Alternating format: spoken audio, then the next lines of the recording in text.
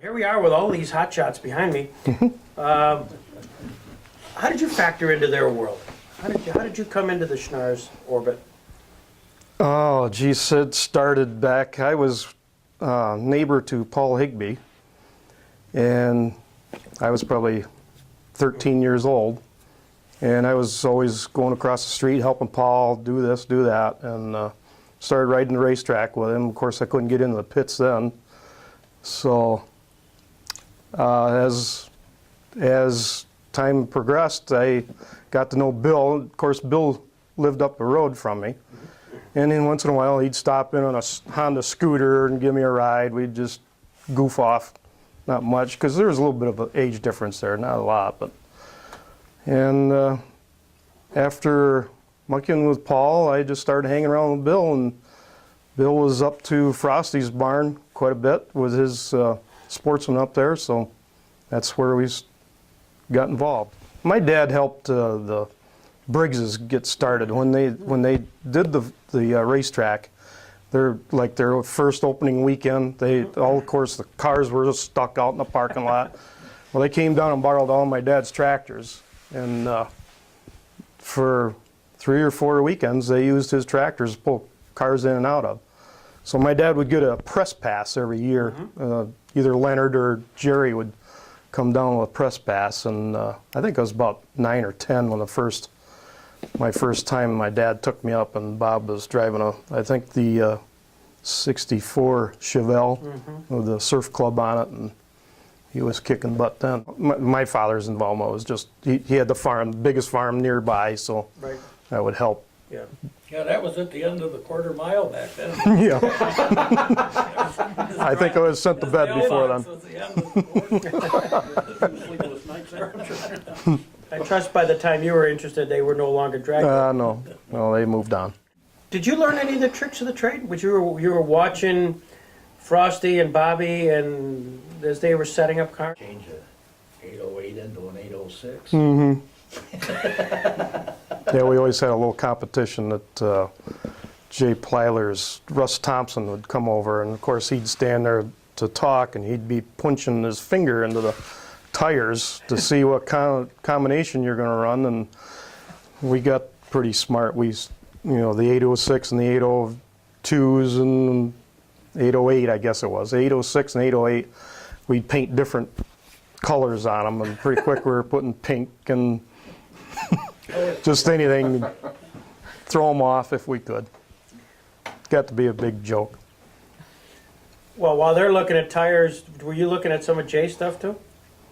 Not really, no. Were you curious in the pits? I mean, did you kind of walk by? Was there any of that sort of? Oh, we always saw Jay as having more of the bought-in stuff. He was more high-tech, and we were more junkyard and go find it and build it stuff. Right. Was he the competition? Oh, there's a lot of competition. But Jay was probably, number one when I was coming around. Right. I mean, I remember, of course, Floyd Finale and Dave Turner and all the other big names. And Scott. yeah, Jim Scott was great competition, a great guy. Yeah. Still is to this day. Yeah. No push and shove matches in the pits, over the years. There was only one with when they ran the twin race out in Erie that got a little scuffle. The 200 lap race there. You just smiled. You just can't leave that right there. What was the scuffle about? Who was involved? Oh, Bob was leading by a wide margin on some rookie that was out there. What was his name? Steve? I think it'd be best not to. Okay. We don't need to go in there.